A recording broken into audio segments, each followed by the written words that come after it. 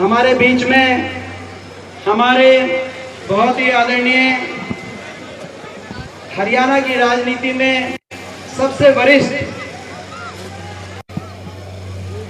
जो लोग हैं उनमें उनकी गिनती चौधरी भूपेंद्र सिंह हुड्डा जी के हर संघर्ष में जिन्होंने सदा कंधे से कंधा मिलाकर उस संघर्ष को हरियाणा के लिए, इस इलाके के लिए आगे बढ़ाने का काम किया और हर कदम पे हमेशा जिनका आशीर्वाद, जिनका मार्गदर्शन मुझे भी मिला है और जिन्होंने इस इलाके के मान सम्मान, विकास के लिए एक तपस्या अपने जीवन में बहुत लंबी तपस्या करी। कहना आसान है लेकिन वर्षों तक इस तरह की तपस्या करना कोई साधारण काम नहीं है।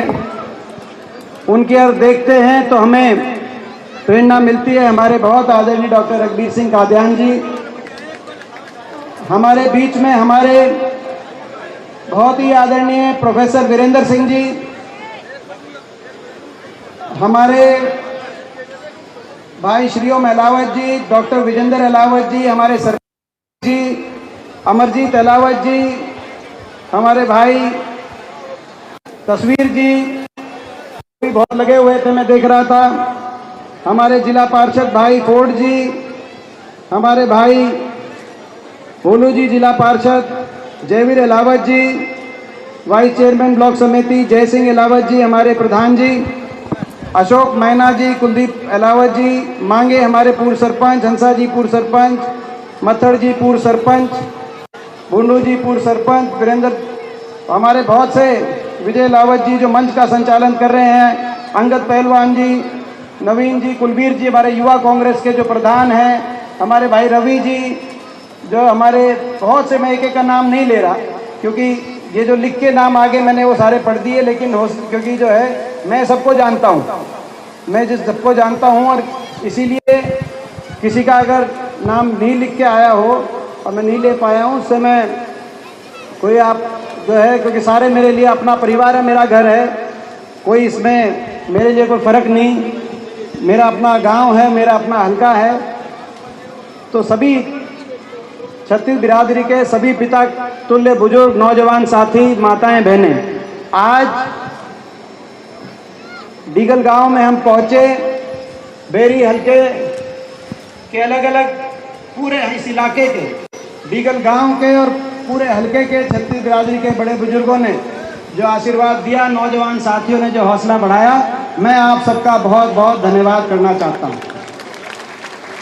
क्योंकि आज हम विपक्ष में हैं और लड़ाई लड़ रहे हैं, हरियाणा के भविष्य को बचाने के लिए लड़ाई लड़ रहे हैं और लड़ाई ऐसे शासकों के साथ लड़ रहे हैं, बीजेपी से लड़ाई लड़ रहे हैं जिनके पास सत्ता बल भी है, धन बल भी है, मीडिया बल भी है। दिल्ली में भी इनकी सरकार है, चंडीगढ़ में भी इनकी सरकार है, मुख्यमंत्री भी है, उप मुख्यमंत्री भी है, बीजेपी भी है, जेजेपी भी है, साम दाम दंड भेद की राजनीति भी है। और इनसे मुकाबला करने के लिए अगर हमारे पास कुछ है तो आपका आशीर्वाद है और आपका दिया हुआ हौसला है जो आज आपने दिया है, और इसी आशीर्वाद से लड़ाई लड़ रहे हैं। और लड़ाई इसीलिए लड़ रहे हैं क्योंकि सरकार ने वो काम नहीं किए जो करने चाहिए थे। 9-9.5 साल पहले बड़े बहुमत के साथ केंद्र में और प्रदेश में बीजेपी को आपने बिठाया। हरियाणा के अंदर सरकार बनी 2014 में। लोगों ने सोचा अच्छे दिनों का वायदा है, कुछ हो सकता है, इस वायदे में दम हो, हरियाणा के दिन और अच्छे आए। जो हरियाणा 2014 से पहले प्रति व्यक्ति आय में देश में नंबर 1 था, प्रति व्यक्ति निवेश में कांग्रेस की सरकार हुड्डा साहब के नेतृत्व में 10 साल सरकार रही, 4 से 14 तक हम प्रति व्यक्ति आय में नंबर 1 थे, प्रति व्यक्ति निवेश में नंबर 1 थे, कृषि उत्पादकता में हम नंबर 1 थे, गरीब कल्याण की योजनाओं में, चाहे 100 गज के प्लॉट की योजना हो, चाहे मकान की योजना हो, चाहे पीने के पानी टंकी टूटी की योजना हो, चाहे स्कूल के अंदर वजीफे की वो योजना हो, चाहे देश में सर्वाधिक बुढ़ापा पेंशन की बात हो, देश में नंबर 1 पे हरियाणा माना जाता था। खेल खिलाड़ियों के मान सम्मान में हरियाणा देश से आगे हरियाणा की गिनती होती थी। 10 साल आपसी भाईचारे में हरियाणा का मिसाल दिया जाता था। ना 10 साल में कहीं भाईचारे पे को खरोच आई, ना 10 साल किसी वर्ग को धरने पे बैठना पड़ा, चाहे किसान हो, चाहे नौजवान हो, चाहे व्यापारी हो, चाहे कर्मचारी हो, किसी को सरकार के खिलाफ धरने पे बैठने की जरूरत नहीं पड़ी। और सरकार ने 10 साल तक कहीं लाठीचार्ज, गोली की तो दूर की बात है, पुलिस की, आर्मी की गोलियों की तो दूर की बात है, कहीं लाठीचार्ज भी 10 साल करने की आवश्यकता नहीं पड़ी। शांति, अमन चैन, शांति और खुशहाली से प्रदेश आगे बढ़ा। प्रदेश में एक बात होती थी तो विकास की बात होती थी। कहाँ पे मेट्रो आई, कहाँ पे रेल की लाइन निकली, कहाँ से हाईवे निकला, कहाँ तरह के कारखाने लगे, कहाँ एम्स का अस्पताल आया, इस बात की चर्चा होती थी। देश में हरियाणा का नाम था। वायदा आया अच्छे दिन आएंगे, महंगाई कम कराएंगे, विकास को और बढ़ाएंगे। लोगों ने मौका दिया और चंडीगढ़ में खट्टर सरकार बन गई। लेकिन आज 9.5 साल के बाद जो हरियाणा देश में नंबर 1 पे होता था, आज वही हरियाणा 9.5 साल की सरकार के बाद विकास में तो 17वें और 18वें पायदान पर पहुंच गया। विकास दर में जो नीति आयोग बता रही है, मगर देश में नंबर 1 पहुंच गया। तो बेरोजगारी में आज देश में नंबर 1, दिल्ली के 3 तरफ बैठा हरियाणा। ना सरकारी नौकरी मिल पाई, एक के बाद एक घोटाले सरकारी नौकरियों में, HPSC घोटाले, पेपर लीक घोटाले, HSSC घोटाले। सरकारी नौकरी जो स्थायी थी उनको अस्थायी कर दिया गया। फौज की नौकरी में अग्निपथ ले आए, वो अस्थायी। हरियाणा सरकार की नौकरी में कौशल निगम ले आए, वो अस्थायी। सरकारी पद समाप्त कर दिए, या तो समाप्त कर दिए गए, अस्थायी हो गए। और फिर भी ले दे के कोई अगर लिस्ट आती है, इस सरकार का रिकॉर्ड है, उस लिस्ट में हरियाणा के नौजवानों से ज्यादा बाहर के नौजवानों को अवसर मिलता है। ऐसी स्थिति, ना सरकारी नौकरी मिल पाई, ना निजी क्षेत्र के अंदर जो हमारी सरकार थी, कहीं SEZ आ रहा था, MET बन रहा था, तो रोहतक के अंदर IMT बन रहा था, कहीं एशियन पेंट की बात थी, गुड़गांव के अंदर फुटवेयर पार्क बन रहा था, तो जाडली खेदड़ के अंदर थर्मल के कारखाने आ रहे थे हजारों करोड़ की लागत से। इस सरकार में ना कोई इंडस्ट्री आई, ना कोई क्षेत्र लगा, ना सरकारी नौकरी, ना प्राइवेट नौकरी। और धीरे धीरे हरियाणा का नौजवान आज देश में सबसे ज्यादा नंबर 1 पे बेरोजगारी, देश में सबसे ज्यादा महंगाई, हर घर का बजट बिगड़ गया। डीजल, पेट्रोल, रसोई गैस का सिलेंडर, स्कूल की फीस, बिजली का बिल, आज आम परिवार के घर से के हाथ से बात निकल गई। महंगाई में, बेरोजगारी में, नशे की तरफ नौजवान, हरियाणा का नशे की तरफ धकेल दिया हरियाणा के नौजवान के भविष्य को। ऐसी सरकार ही आई। हमारा प्रयास था कि खेल की तरफ, रोजगार की तरफ, शिक्षा की तरफ जाए, उन्होंने अपराध की तरफ, नशे की तरफ, बेरोजगारी की गर्त में हरियाणा के नौजवान के भविष्य को धकेल दिया।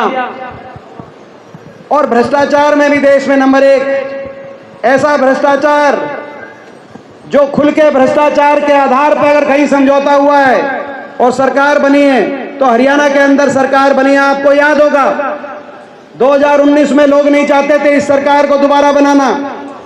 इनको पूरी सीटें नहीं मिली, 40 पे 75 पार का नारा था, मगर 40 पे सुई रुक गई बीजेपी की। मगर एक पार्टी, JJP पार्टी, उसने समर्थन दिया और समर्थन देके कहा कि 5100 बुढ़ापा पेंशन पे समर्थन दे रहे हैं। आज उस बात को 4-4.5 साल हो गए। मैं पूछना चाहता हूं आपसे, वो 5100 पेंशन का वायदा सच्चा था कि झूठा था? 5100 पेंशन के आधार पर सरकार को समझौता नहीं हुआ। इनको समर्थन JJP ने 5100 बुढ़ापा पेंशन पे नहीं दिया था। भ्रष्टाचार की छूट का समझौता था, भ्रष्टाचार की फाइलें दबवाने का समझौता था, महकमे आपस में बांट के हरियाणा की जनता को लूटने का समझौता था। और ये हम क्या बताएं, कौन सा महकमा किसके पास आया, शराब किसके महकमा किसके पास गया, एक्साइज महकमा किसके पास गया, कौन किस महकमे से लूट रहा है, भ्रष्टाचार कर रहा है, सारी लिस्ट तो शायद हमारे पास भी ना हो।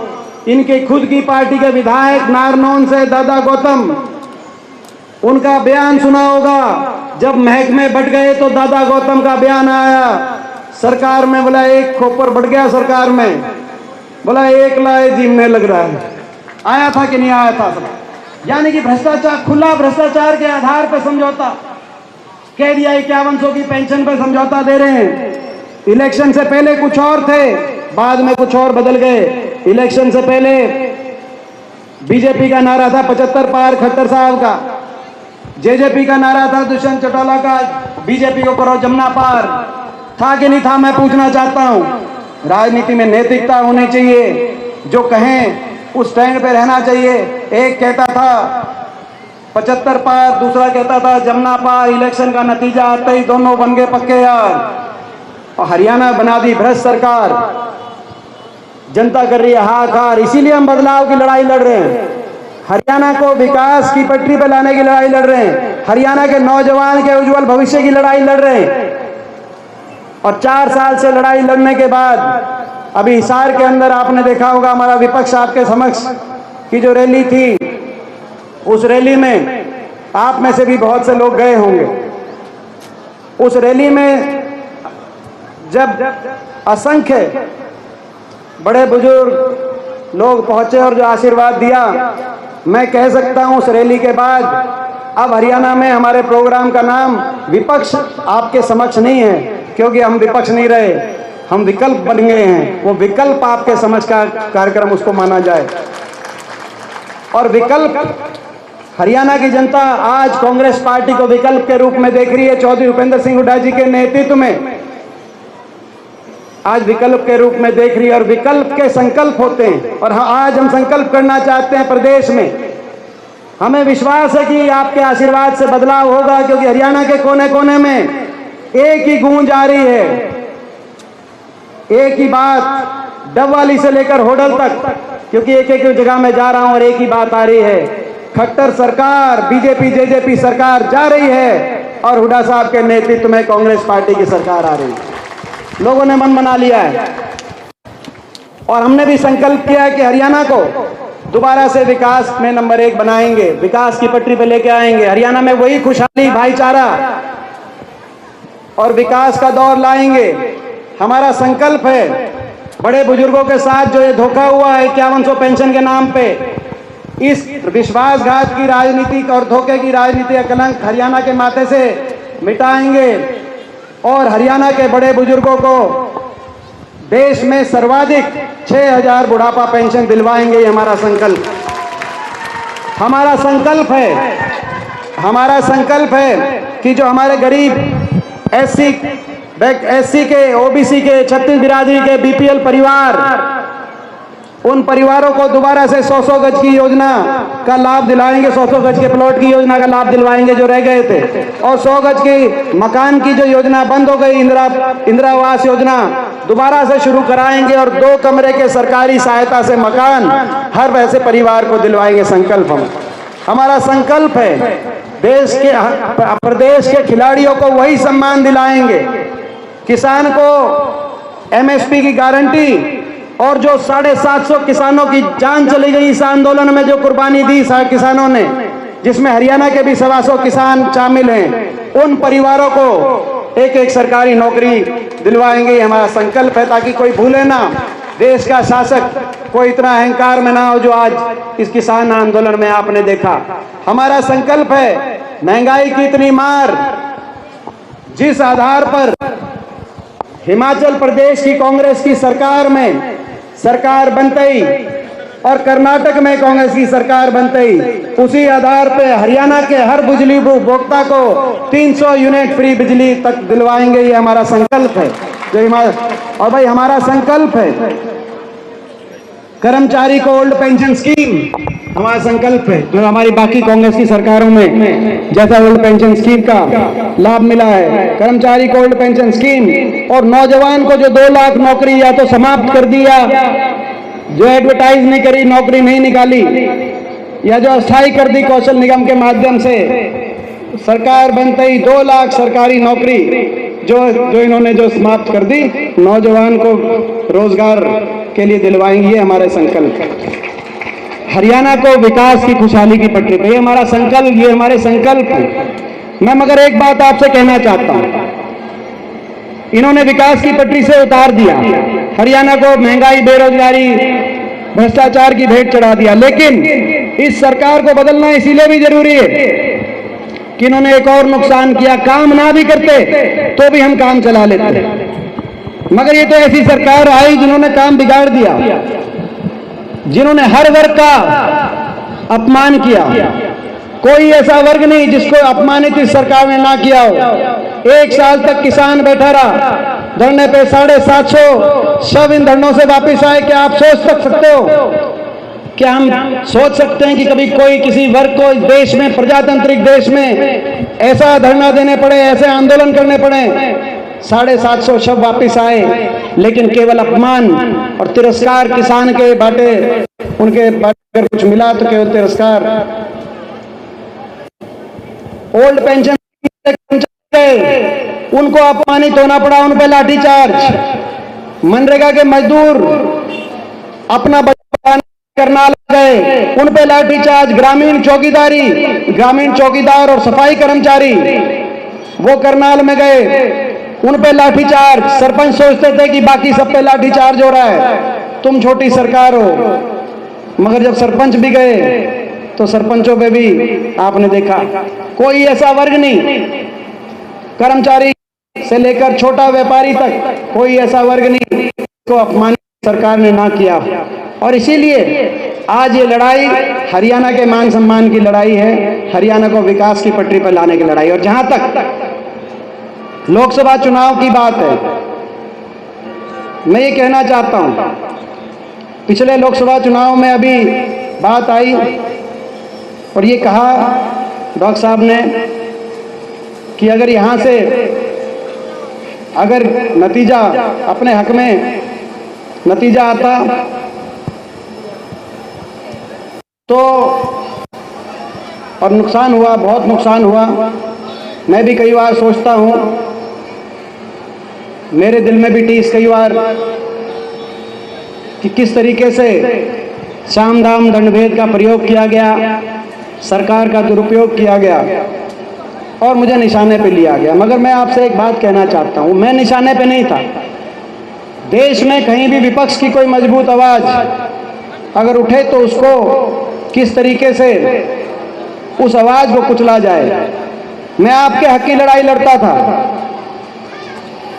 इसीलिए निशाने पे था। आप निशाने पे थे, निशाने पे ये इस बार भी लेंगे, क्योंकि मुझे पता है, मैं इनकी आंख में रड़कता हूं।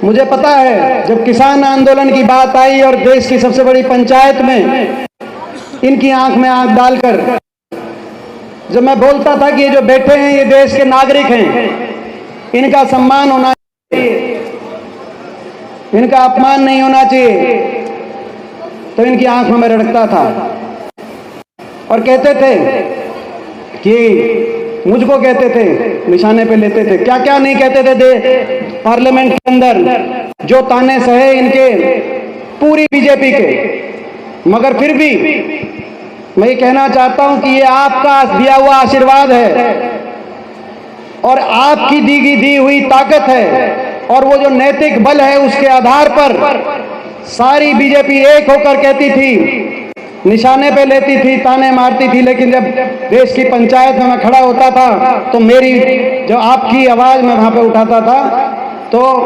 निडर होकर उठाता था, नैतिकता से उठाता था, और उसकी गूंज बीजेपी के भी हर सांसद के दिल तक उसकी गूंज पहुंचती थी। चाहे वो किसान आंदोलन की बात हो, चाहे अभी हमारे खिलाड़ियों को आपने देखा किस तरीके से हमारी बेटियों घसीटने का काम किया, उनके साथ जाके खड़े हो जाएं तो कहते हैं कि उस समय भी पूरी बीजेपी ने, आपने देखा होगा, बीजेपी के जो यूपी के सांसद थे उनसे लेकर सारी बीजेपी ने लगातार निशाने पे लिया। मगर मुझे पता है कि आपका दिया आशीर्वाद है, उस बात से हम नहीं पीछे हटते। एक ही बात मैं आपको कह सकता हूं, लोकसभा चुनाव आएगा, सही बात है, पिछली बार अगर यहां से नतीजा कुछ और होता तो देश की विपक्ष की राजनीति में आपका नाम बहुत ऊपर जाता। और हरियाणा के अंदर भी ये थोड़ी सी कसर रह गई, 2-4 सीटों 5 सीटों की कसर रह गई, हरियाणा में भी नतीजा कुछ और होता। ये 5 साल ना भुगतने पड़ते, ये समय नहीं देखना पड़ता, किसान आंदोलन, खिलाड़ी आंदोलन सब नहीं देखना पड़ता। लेकिन आज दोबारा से चुनाव आएगा, 2 चुनाव आएंगे, एक विधानसभा का, एक लोकसभा का। विधानसभा के चुनाव में तो पूरे प्रदेश में जो माहौल है उसका अंदाजा आपको भी है, मुझे भी है, मगर उससे पहले सेमीफाइनल ये लोकसभा का चुनाव आएगा। ये मेरा घर है। जब भी कोई आदमी नया काम शुरू करता है तो अपने घर से शुरू करता है। मुझे गर्व है इस बात का कि मेरी रगों में भी डीगल का खून है। मेरे को गर्व है कि मेरी नानी डीगल से थी और बचपन में संस्कार, तो जब छोटा सा बच्चा होता है तो संस्कार, नानी के दिए हुए संस्कार ज़्यादा होते हैं। तो मैं आप सबसे पूछना चाहता हूँ, ये फिर निशाने पे लेंगे, प्रधानमंत्री भी आएंगे, जैसे पिछली बार 3-3 बार होते लोकसभा चुनाव में आए, सारी बीजेपी आएगी, सारी बीजेपी आएगी, दिल्ली और चंडीगढ़ की सारी सरकारें लगाएंगे, लग जाते हैं मेरे, तो लगभग जितने भी लोग, मगर वो लड़ाई यार जिक्र ही मत करो यार, मैं लड़ूंगा, लेकिन मैं अकेला नहीं लड़ सकता। वो लड़ाई लड़ने में आपका, सबका, छत्तीस बिरादरी का साथ और आशीर्वाद उस लड़ाई में। घर पे जाते हो तो मिलती नहीं, विपक्ष को कोई आवाज नहीं उठाती, ना तो इनसे इस लड़ाई में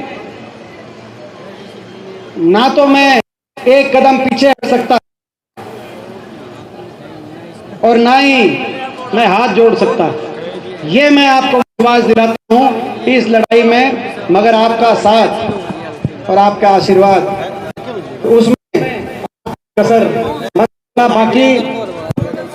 बाकी मैं कोई काम और कोई लंबी बात, मेरा जानते हो, मेरा स्वभाव भी आप जानते हो, मेरा व्यवहार भी जानते हो, जितना मैं अपने को नहीं जानता उससे ज़्यादा आप मुझे जानते हो। मैं ये विश्वास दिलाता हूँ आपका आशीर्वाद इस बार मिलेगा, तो आपके जो है आपको कभी नीचे देखने का अवसर नहीं मैं दूंगा। आपको आशीर्वाद मिलेगा तो आपके नाम को ऊपर लेके जाऊंगा और आपके सीने को आप गर्व से कह सकोगे, ऐसा मेरा हमेशा प्रयास रहेगा। उसमें कोई तो भाई अपने काम शुरू करते हैं तो कर दें काम शुरू, बताओ भाई। तो लोकसभा का आज से भाई घर से अब भाई जो जहां तक एक बात आई गांव की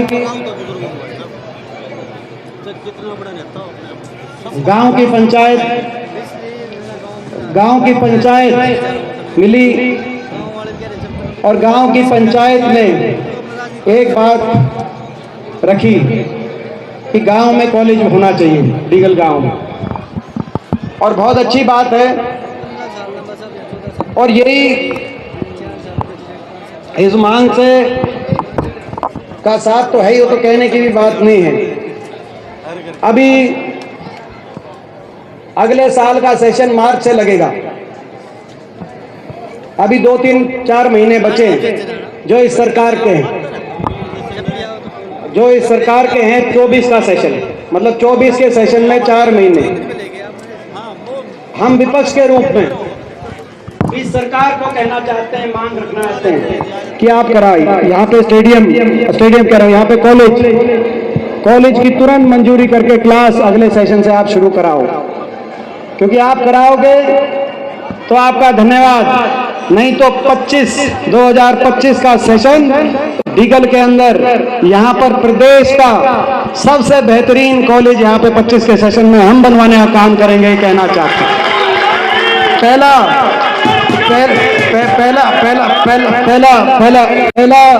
देश सरकार बनते ही पहला काम करेंगे। और भाई केवल कॉलेज ही नहीं, प्रदेश स्तर का यहाँ पर प्रदेश में बात आई है क्योंकि ये प्रदेश स्तरीय कॉलेज भी और कॉलेज के साथ कोचिंग सेंटर इस तरीके का कि हमारा पूरा इलाका, क्योंकि बिगल, रोहतक और झज्जर के सेंटर में पड़ता है ये पूरा इलाका, तो यहाँ पर प्रदेश स्तरीय कोचिंग सेंटर अलग अलग तरह के कोर्सेज के लिए ITI पूरा एक शिक्षा का एक बड़ा यहाँ पे केंद्र स्थापित करने के लिए आज आपने जो ये बात कही हमारे को, तो जो है बाकी आप जो है वो बात मेरे पे छोड़ना, मैं भी आपका जोता हूँ। फाइट के लिए आ जाओ, यहाँ सारे लीगल के पोस्टर बैठे हैं, तो जोता भी आ रहा है बीच में। यहाँ पर प्रदेश स्तर की चीज, जब पूरे प्रदेश में जब आपने जिम्मेदारी लगाई तो सबसे ज्यादा जो मैं समझता हूँ कि सबसे ज्यादा प्रदेश में खर्चा होकर यहाँ पर स्टेडियम तैयार उस समय करवाने की आपने जिम्मेदारी लगाई थी, तो ये भी जो शिक्षा का केंद्र बनेगा ये प्रदेश में सबसे बेहतरीन बनेगा, ये जो आज हम कहना चाहते हैं।